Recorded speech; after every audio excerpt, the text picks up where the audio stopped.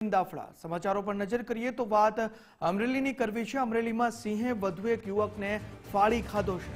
લીલિયાના અંટાણિયા નજીક સિંહનો જીવલેણ હુમલો સામે આવી રહ્યો છે। મેટિંગ પીરિયડ દરમિયાન યુવક નજીક ગયો અને સિંહે 21 વર્ષીય સોહિલ મેમનને મોતને ઘાટ ઉતારી દીધો। વન વિભાગ અને પોલીસની ટીમો ઘટના સ્થળે પહોંચી। ગુસ્સે ભરાયેલા સાવજો મૃતદેહ પર બેસી રહ્યા। મહા મુશ્કેલીએ સિંહોને ખદેડી મૃતદેહ બહાર કાઢવામાં આવ્યો। સિંહ દર્શન કરનારા અન્ય યુવકોની પૂછપરછ શરૂ કરવામાં આવી છે। માનવ મૃત્યુના વધતા બનાવોથી જિલ્લામાં પણ ભારે ચિંતા વ્યાપી છે અને વન વિભાગની કામગીરી સામે સ્થાનિકોમાં સવાલો ઉઠ્યા છે। ત્યારે સિંહના હુમલાની વધુ એક ઘટના સામે આવી રહી છે, જે દિવસે ને દિવસે સિંહોના હુમલાની ઘટનાઓ વધી રહી છે। અમરેલીમાં આ ઘટના બની છે। મેટિંગ પીરિયડ દરમિયાન 21 વર્ષીય યુવક નજીક જાય છે અને સિંહ તેના પર હુમલો કરી દે છે અને તે યુવકનું મોત થાય છે।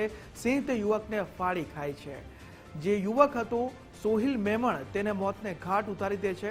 અમરેલીમાં સિંહે વધુ એક આ યુવકને ફાડી ખાધો છે। લીલિયાનું અંટાણિયા નજીક સિંહનો જીવલેણ હુમલો સામે આવી રહ્યો છે। અમરેલી જિલ્લામાં વધુ એક સિંહના હુમલાની ઘટના સામે આવતા સમગ્ર પંથકમાં ખળભળાટ મચ્યો છે। હું તમને દ્રશ્ય દેખાડીશ કે અમરેલીના જે લીલિયાના અંટાળિયા નજીક આવેલા રેવન્યુ અને રિઝર્વ ફોરેસ્ટ બોર્ડરમાં યુવક પર સિંહ દ્વારા હુમલો કર્યો હતો અને સિંહના મેટિંગ પીરિયડ દરમિયાન યુવકે સિંહ દર્શન કરવા નજીક પહોંચ્યા હતા। ત્યારે વન વિભાગ તાત્કાલિક છે તે સ્થળ પર પહોંચી અને સિંહને પાંજરે પૂરવાની પ્રક્રિયા છે તે હાથ ધરવામાં આવી છે ને સમગ્ર પંથકમાં છે ખળભળાટ મચ્યો છે।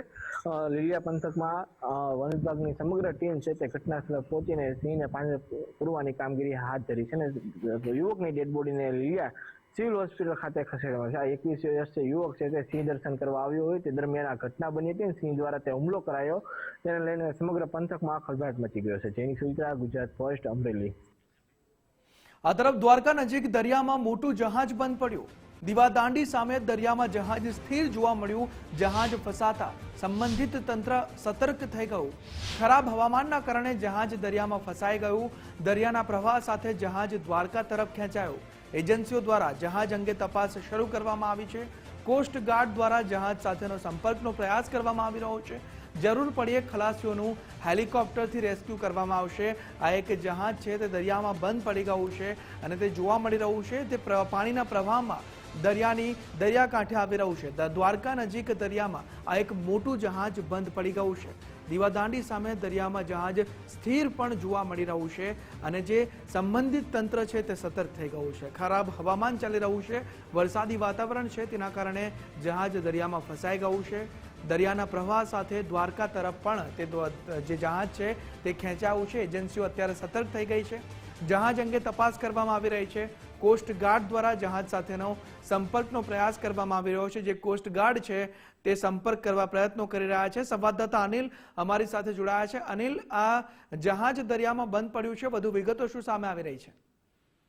જી નવીન, ચોક્કસથી જણાવવામાં આવે તો દ્વારકા નજીક દરિયામાં એક મોટું જહાજ છે તે બંધ હાલતમાં જોવા મળ્યું છે અને દ્વારકા દીવાદાંડી સામેનો જે વિસ્તાર છે, દરિયાઈ વિસ્તાર, ત્યાં આ જહાજ છેલ્લા અમુક દિવસ થયા જે દરિયાની ભારે તોફાનમાં ક્યાંક ને ક્યાંક ફસાઈ ગયું હોય તેવું લાગી રહ્યું છે ને આ જહાજની ઘટનાની જાણ થતાં જ હાલ સંબંધિત તંત્ર છે તે તર્ક વિતર્ક બન્યું છે ને તે અલગ અલગ સ્થિતિથી તેમને જોઈ રહ્યું છે, પણ એમનો સંપર્ક સાધવા માંગે છે પણ સંપર્ક થઈ નથી રહ્યો હાલમાં। અને રાત પણ પડી ગઈ હતી ત્યારે ખરાબ હવામાનને કારણે આ જહાજ દરિયાના પ્રવાહ સાથે દ્વારકા તરફ ખેંચાઈ આવ્યું હતું અને સંબંધિત એજન્સીઓ દ્વારા વેલ્સ અંગે જરૂરી તપાસ પણ મોનિટરિંગ હાથ ધરવામાં આવ્યું છે અને હાલમાં જે જહાજ છે તેમને ઇન્ડિયન કોસ્ટ ગાર્ડ દ્વારા પણ જે છે તેમની તપાસ કરવામાં આવી રહી છે ને ખરેખર તો આવતીકાલે જ્યારે આ જહાજ બાય પ્લેનથી તપાસ કરવામાં આવે જહાજની કઈ રીતના ફસાયું છે, કેટલા ખલાસીઓ છે તે તો કાલે જ જાણવા મળે। જી અનિલ, સમગ્ર માહિતી બદલ આભાર।